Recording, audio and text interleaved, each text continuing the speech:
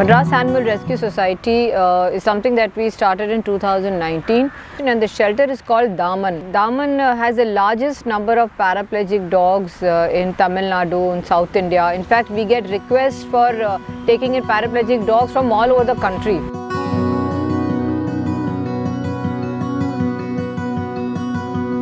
Initially it was like, okay, I have a trust, Madras Animal Rescue Society, I'm going to be treating dogs, leaving them back. So everybody wants to rescue, but then nobody understands the need to rehabilitate and give their dog a lifelong home. We realized that, okay, what am I going to do and with 15 and 20 and 25 dogs? So that's when we started looking for a shelter.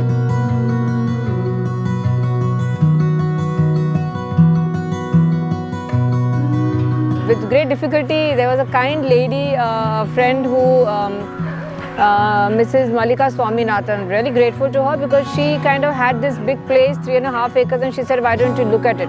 People were like, why are you going so far away from the city? But that's the only place that we could have so many dogs. So we moved here, started the shelter. Our focus is on paraplegic, old, blind dogs, abandoned dogs who cannot survive on the streets.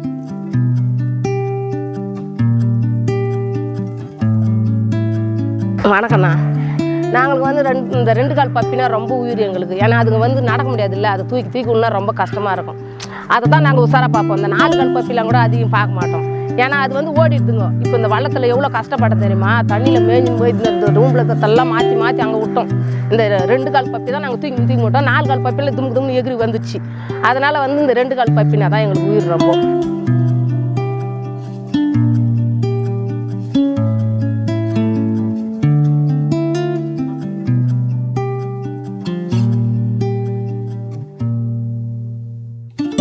So when we started this, we had just basically 20 dogs here, and literally I needed only 20-40 kilos of chicken a week.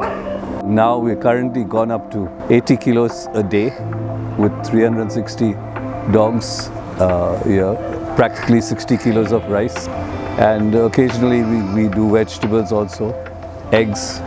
Basically the young ones, the old ones will get 2 meals. The healthy ones, the bigger ones, generally get 1 meal a day only. So feeding them is not an easy task. So we have a very systematic way of feeding them. So what we do is say one enclosure has 15 dogs. So the staff will take 15 bowls. 2 people will go in each enclosure. But basically we begin with the puppies first. We feed the puppies first. We feed the paraplegic first. You know, that's how we do. We finish off the enclosures. We have to go around checking each and every dog in every enclosure. So the dog may be okay today, but the next day, or rather yesterday the dog is fine, but today he may be dull, he may be down. Because it's very important to know how much each dog is eating, because that's one indication whether the dog is healthy or not. If it's eating less, it's not eating, then you immediately need to take it to a vet or give it medication or see what is wrong with the dog. Medication. We have a doctor that visits twice a week, but that's not enough because we don't have the facilities here. We don't have a blood work machine, we don't have an x-ray machine, we don't have a scanner. We literally have to put the dogs into the ambulance and send them off to Nilankarai. Financially, it's extremely expensive sending them off across to Nilankarai because practically every visit per dog is about 5,000. It also means that we send one of the maids along, which means we're short-handed here. We can do only first aid here. So we'll go to the vet first, he'll check them, he'll dress them, and I'll see what has been done, and accordingly I will continue that procedure with them.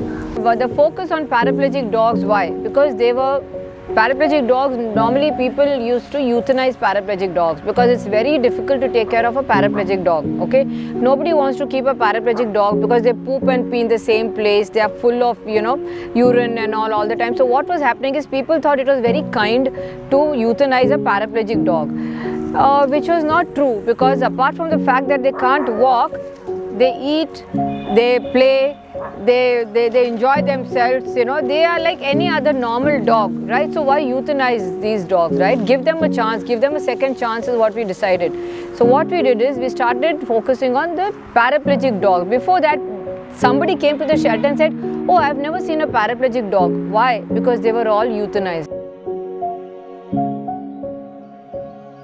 So that is something that we kind of started a campaign that no euthanasia for paraplegic dogs. You send them to us. It's a lovely, beautiful place for them to be out. And the sand was excellent for them. You should see the kind of recoveries that we have. 12 dogs, 10 have started walking. You know, paraplegic dogs. So I think that's a great number to actually start walking.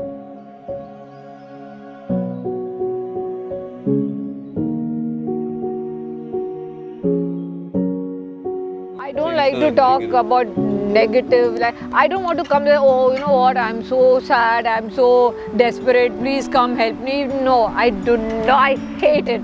That's why if you see a post, no, we'll never post sad, poor me, look at me, please give us funds and all. No, please.